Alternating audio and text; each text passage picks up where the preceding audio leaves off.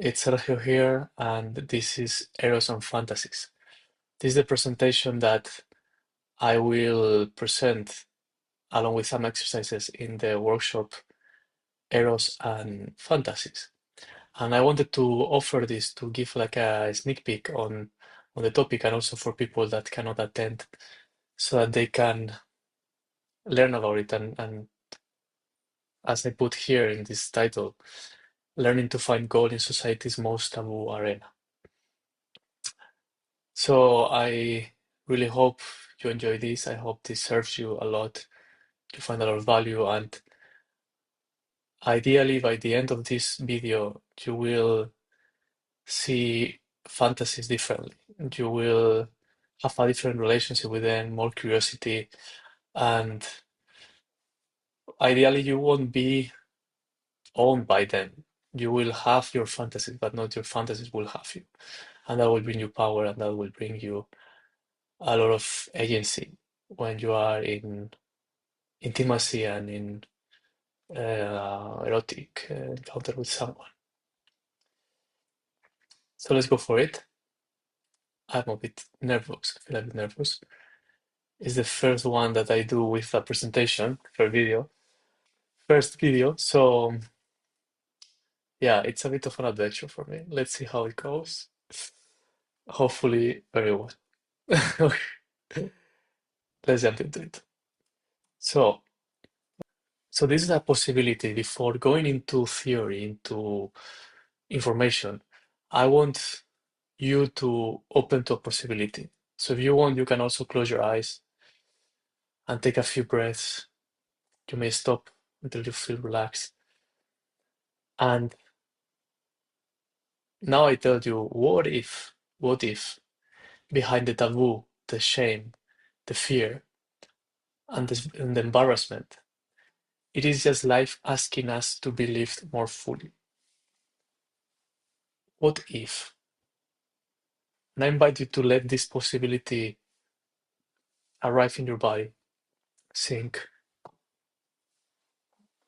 and see what it does to you to have this possibility. Like, what if? What if these things that I might judge myself for, that they look weird? What if this just life asking us to live more fully? And I want to ask, what is Eros? What is Eros for you? You can also stop now, maybe check with yourself, what is Eros for me? What associations do I have with Eros? And I wouldn't be surprised if many of you chose this one. Eros equals sex. And while this is certainly the area where Eros is more welcome and where we are more connected to Eros, I want to challenge that. Is it really true? And here I want to broaden the scope of Eros and what Eros is with some explanations, flavors. And Eros for me is a special flavor of life force. And life force can have different, it's the energy that we feel inside, and it can be anger, it can be joy, it can be emotional release that feels like a kundalini awakening. And Eros has a different touch. And for me, Eros is something that is denser. It's like heavier, it's also warmer. It's like even sticky, I would say. It has like this sticky component, like this pull push. And it's also more magnetic. It has like a component of like, whoa, I want to go there. Whoa, I like this. I'm going for this. And it has a complexity. It contains polarity, it contains longing, it contains attraction, pleasure, embodiment, intimacy. It's a cocktail. And for me, it's one of the energies that bring me deeper to the body. It's one that feels very, very nice in my body. And it feels good to stay in my body when with Eros is there. It's also intimate. Somehow it melts barrier, it melts masks. It's like naked. It's like being naked somehow. it has also an impulse toward connection, union, beauty, wholeness, the beloved.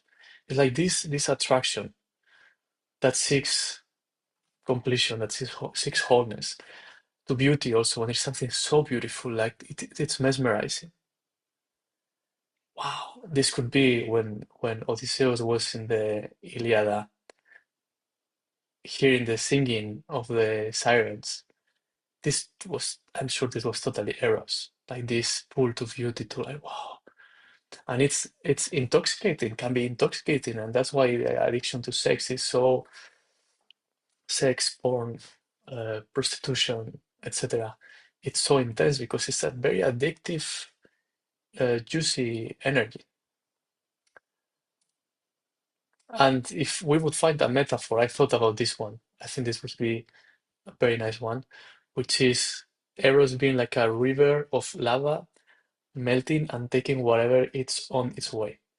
And I'm imagining like a volcano with the lava running on the sides, and this lava, it's hot, it's slow, it's warm, but it's unstoppable.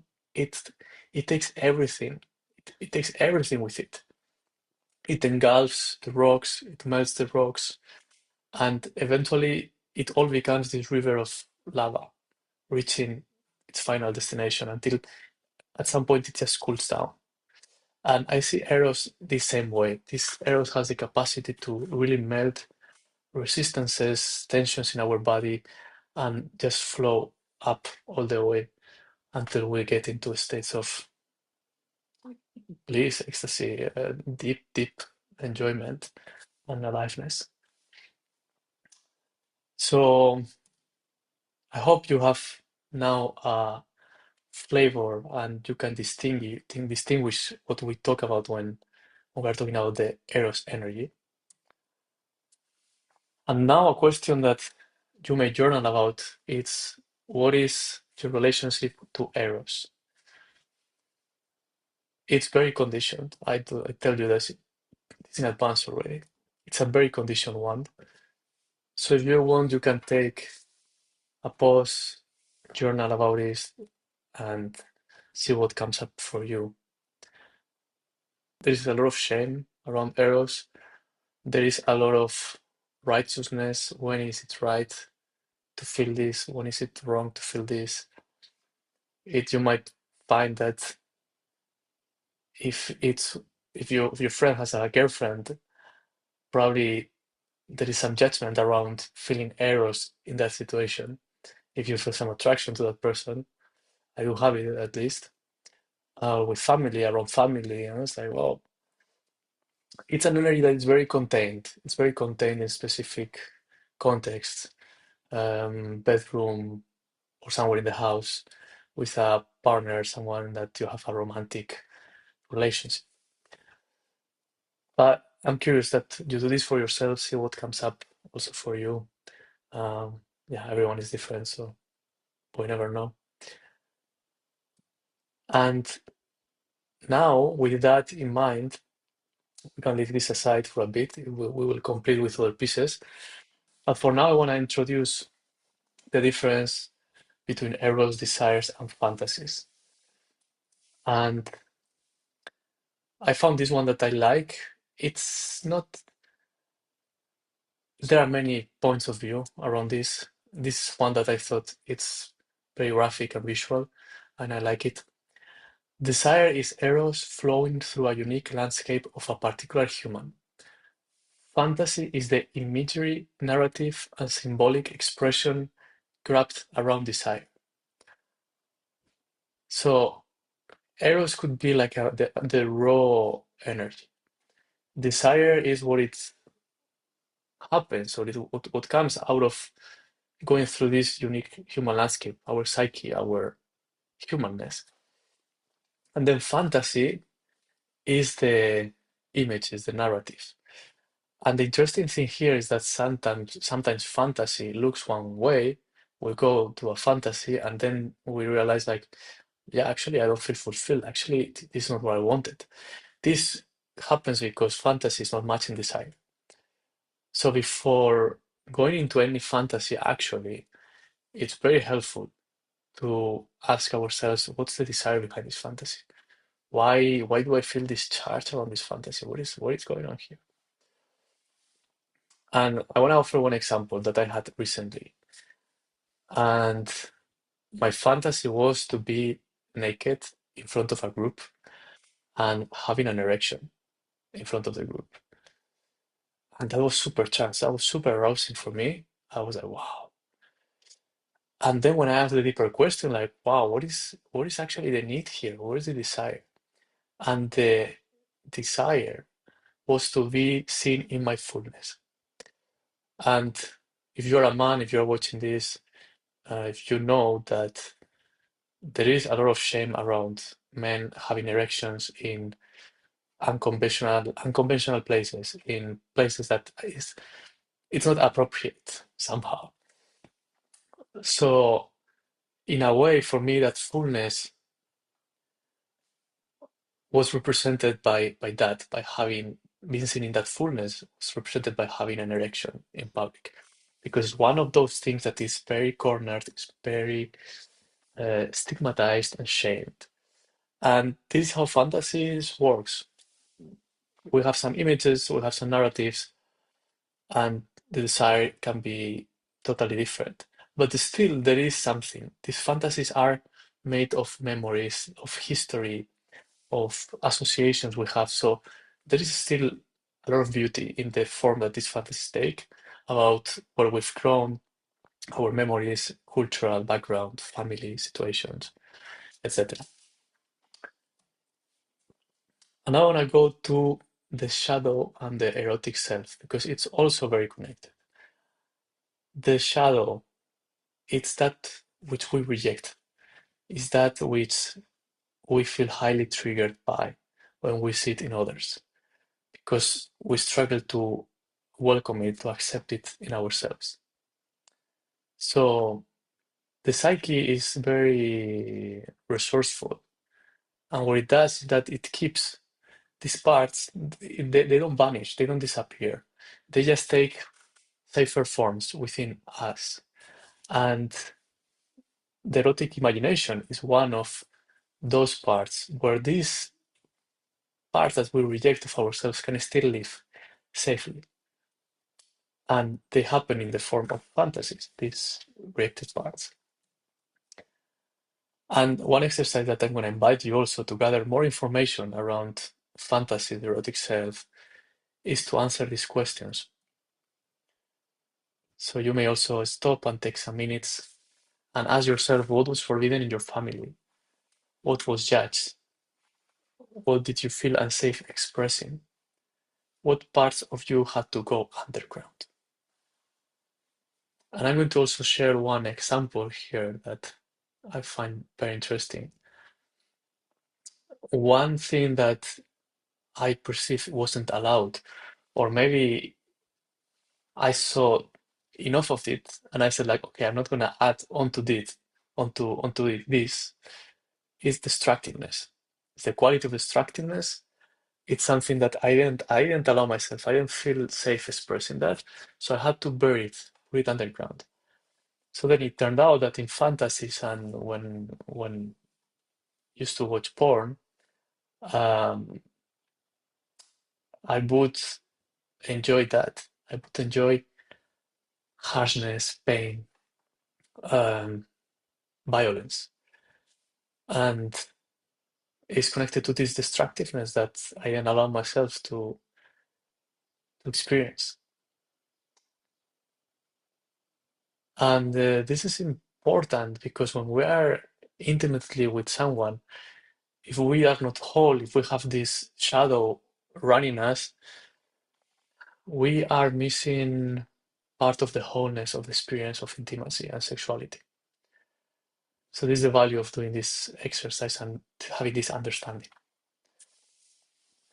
So if you haven't stopped the video, you can do it now. Check these questions. And if you have done it already, keep going. And then one question that I asked myself, why are these rejected parts of us linked to Eros? Why not somewhere else? Why is this connection so strange? And I found two theories. The first one is like the psyche seems to have a self-regulating tendency toward wholeness and therefore recruits high energy systems to preserve what cannot yet be consciously lived. This makes so much sense to me. Like if you want to keep something that has a lot of charge, put it in another place that has a lot of charge also. And also if you want at some point to become whole, put it in a place where people are likely to look at. And sex is one of those places. And indeed, evolution has loaded sexuality with enormous motivational force. There is lots of voltage there. And it is also a place where society allows intensity, which is also very important. As taboo as it is still the place where somehow, if there is consent, everything is possible. Unfortunately, sometimes even without consent, that must be said. But let's play with consent here and advocate for consent in fantasies and intimacy. So inside a fantasy, everything becomes possible. Fantasy creates a protected theater where forbidden energies can continue to exist. Rape energies, um, ravishing, very connected to rape.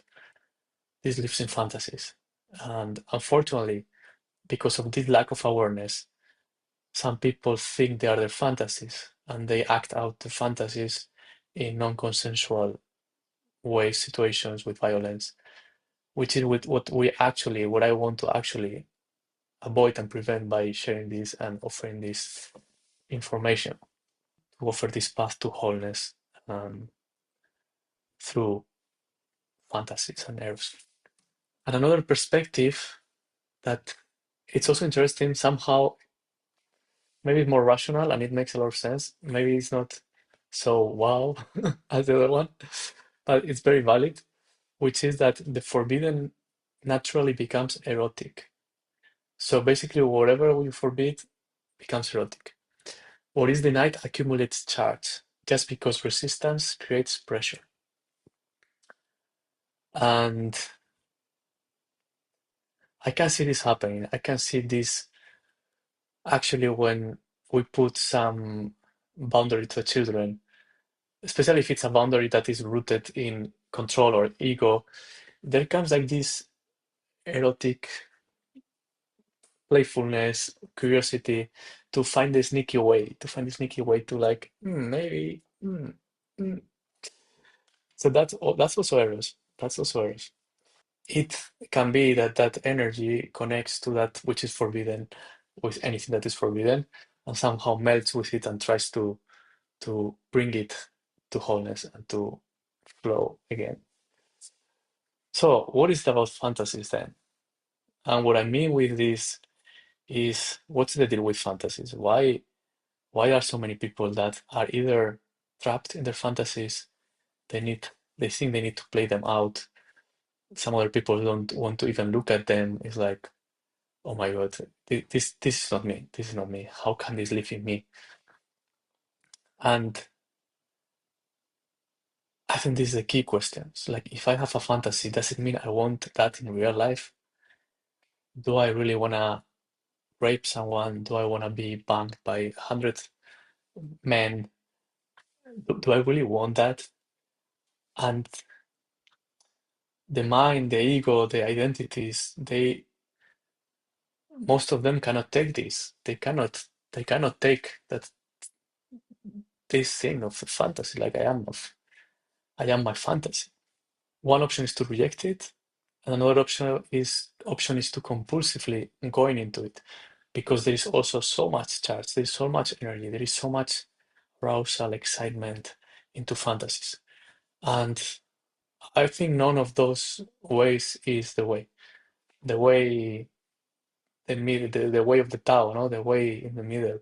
I would advocate for that one, which is to fully acknowledge that there is a fantasy and to let it live inside you, and also knowing that it's not who you are, it's not something you need to do, it's something that you may do if you find it interesting, exciting, in consent. But there must be a gap between who we are and fantasies. This is the key. So the key to fantasy is to realize that they are mostly messages from fragmented parts to come back to wholeness. So it's part of ourselves that are telling us, hey, I'm here, I want attention, I want to come back home. And when, in my experience, when we look at that, at fantasies that way, this is a game changer. Because then we are not asking, what does this fantasy say about who I am? Which can be tricky and threatened, and there is no wisdom here. It's all about the ego, it's all about our construct of who we think we are. But instead, we ask, what message is this fantasy bringing to me? Where is life asking me to live more fully? Where have I ostracized a part of me? And so this is the invitation to ask this to the fantasies, whether you want to leave them or not. This is the key to bring that part back home. Here, this is an exercise that we would do in the workshop, in the in-person workshop as a group. I would put some music, and basically we would try this experientially. We would take fantasy, what fantasy is most charged for you currently. Just feel it in your body, let it breathe, let it be alive. Then, what feelings are present when you think about it? What's going on inside you? What are the sensations? Just to let it unfold, to let it breathe. Then we ask, what is the desire behind the fantasy? And it could be that the fantasy is so strong that it's no, it's just too much. It's like too much intensity, and there is no space to actually increase in what the desire is behind. So in this case, we keep breathing, we keep being with it, we keep letting it live. Even masturbation, if you wanna masturbate, if you wanna, that's also an option. In the workshop, it will be like no nudity, and in that case, I would request to turn sound off and cameras off. For this particular space, I have more edgy spaces, but this one is uh, quite gentle and soft in that way. And then we can ask, like, what part of you is asking to be welcome home? What is that part? Is it in your heart? Is it in your genitals? Is it somewhere else? What's the longing? What's the longing? And eventually we will include a bit of coaching and ask ourselves what needs to happen to allow more of this in my life. What's on the way? Who do I need to become to allow this energy in my life? What identity do I need to let go of to be in fullness of this energy? And most fantasies, I would say, it's about power. They're about surrender, about rest. They are about destruction. They're about tenderness. Some fantasies are super tender. Some people want to be cuddled by 20 people. Some people have fantasies of just being caressed, not being sexually approached, because of how much they long for just care without an agenda, without any transactional feeling, just pure giving, pure receiving. So it's a fascinating world, and the amount of unexpected pieces of rejected parts of myself that I found in fantasies. It's it's just mind blowing. I want to share one that I find I find relevant because that is a difficult topic and it's a charged topic. I was doing my Tantra massage training course, and we had an exercise in which we had to play out our shadows. It was like shadow work. And the idea was that if these shadows would be integrated, then they wouldn't show up during the Tantra massage, which is highly sensual, highly erotic, it requires a high integrity to be in that space and to stay centered there. So one of my shadows was like this mm, desire for ravishing, we can even call rape, to an innocent little girl. And this hardcore to own, and many men out there might have these fantasies, but they might not be willing to acknowledge because they might say, I'm not a rapist. I'm not like, am I a rapist if I have this fantasy? And I can feel like whoa, am I really sharing this? Let's do it. But it's a wow, heavy one. And I decided to play that out, and I found a woman that she was very happy to play the ravished, raped um, counterpart, which, by the way, it's also a huge fantasy for women, the fantasy of being raped. And most of the times, it's not that they want to be raped, but it's more about like feeling the devouring power of a man. It's about the surrender. It's about feeling powerless, but powerless in the sense of taken over by such a strong, potent force that the only chance they have to take that is just to purely surrender, purely receive, which is something deeply, deeply beautiful and arousing for a woman. So I found a counterpart, and we went for it. And it was with clothes on, it was energetical, so there was no like um, genitals going on there. It was purely energetical with touch and all that, and clothes on. And so early, I could already see, oh, what's happening here?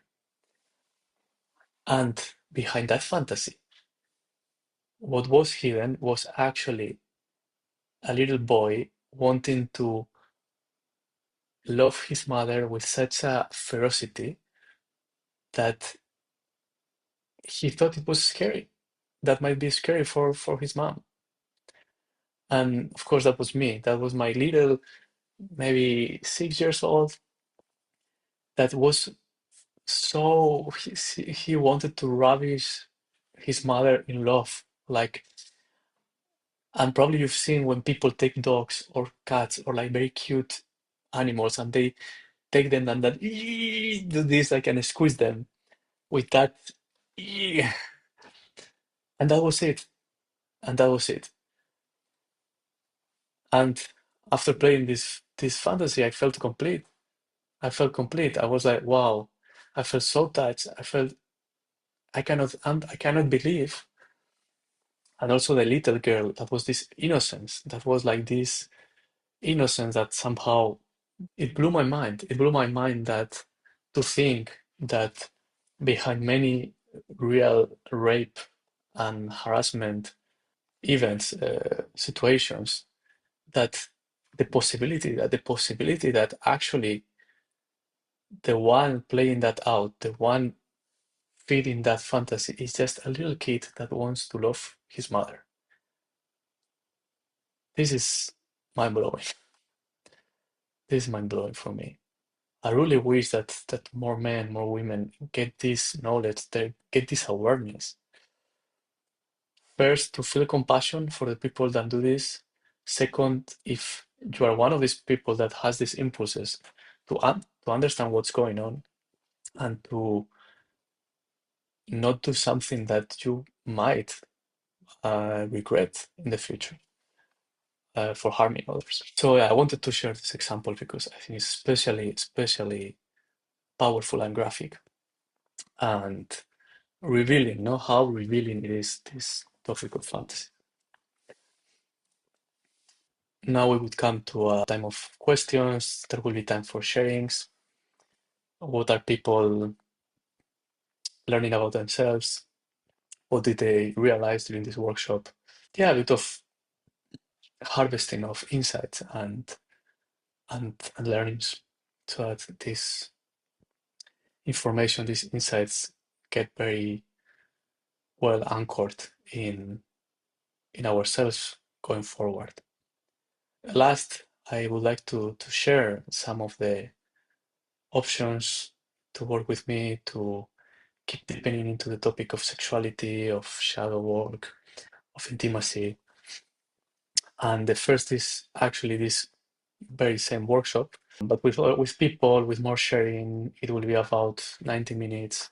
So there will be plenty of space to go through questions, to hear other people share their experiences, their findings, which will probably inspire many of you. And it's open for workshop. It's happening on Saturday, 20th June, 10 a.m. CEST. And it's this year, 2026. Yeah, if you wanna join, send me a message. You can see here my Instagram bottom right, Intimacy with Sergio, and you can send me a message there. I will send you the link for that one. It's coming soon, in 9 days. Then another option is a tantric boat, which is a 1 week long sailing adventure in the Greek islands. And this is a co-creation with some friends. So this is really cool because we are doing it at cost. There is no profit here from anyone other than the people we are renting the boat from.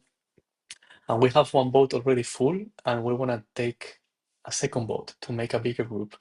So in total, will be 14 people with the second boat. We're 8 now, and we're looking for people to come and join. And it's gonna be in August, very soon, around 1,000 euro. Wonderful, wonderful opportunity. I know all the people coming, beautiful people, great. Age range is from 35 to 60, so it's multi-generational, which is something I love. I think it brings a lot of uh, wisdom and it's interesting. It's interesting. It's in the island of Lefkada, and there is an international airport. The closest is Preventa Airport. So same, if you're interested on Instagram, you can send me a message. Then the next one is Revelation Retreat. This is a creation of mine. I'm so excited. This has been for 2 years going through my head to organize a retreat in the desert.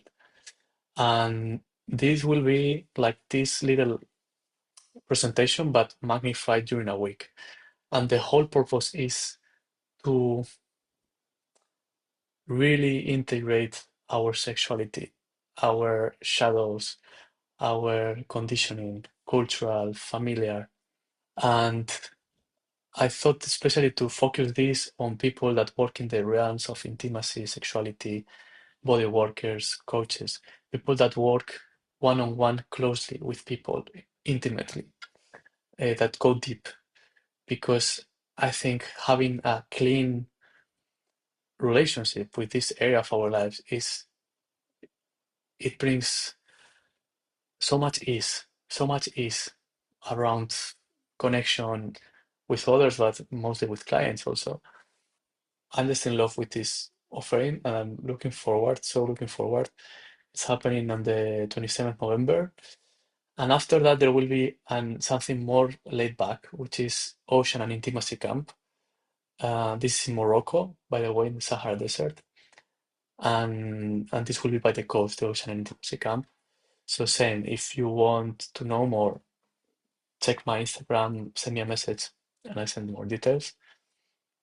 And the last one is Intimate Warriors. which is the one-on-one coaching program for men, which is purely online, that I've recently created. This something that comes close to my heart. This for those men that long to live connected to heart and sex and create the depth of intimacy they long for. And the name of Intimate Warriors for me says a lot already, because it seems to be like a paradox, like intimacy and warrior, like very different energies. And what I say is like, no, they actually need each other, they actually feed each other. And the man that will protect life with most ferocity is gonna be the man that has experienced love and life the deepest. I have absolutely no doubt of this, and this is my philosophy, the way I work, what I see as the path of the honorable man. And yeah, this is a path that resonates for you and you wanna walk it and you want me on your side, I'll be delighted to be on your side for this. So the same, send me a message, we talk, and we make it happen. This is the end of the presentation. It went more smooth than what I thought. I feel more relaxed and more natural than what I thought I would be. So this is big news, great news. And yeah, if you watched it until here, I hope you enjoyed. I hope it served you a lot. I really wish that. I really wish um, you share it with someone that might be interested in it. And yeah, this is important stuff. Like, of course, I really hope you got a lot of value out of it. And if you did so, please share it with friends, subscribe on social media, spread the word. I would immensely appreciate that. Yeah, I will post another video very soon, probably next week. I don't know the topic yet, but we'll see. And yeah, I think that's all. I'm checking if there's something left. It's complete. Thank you so much. See you next time. Ciao, ciao.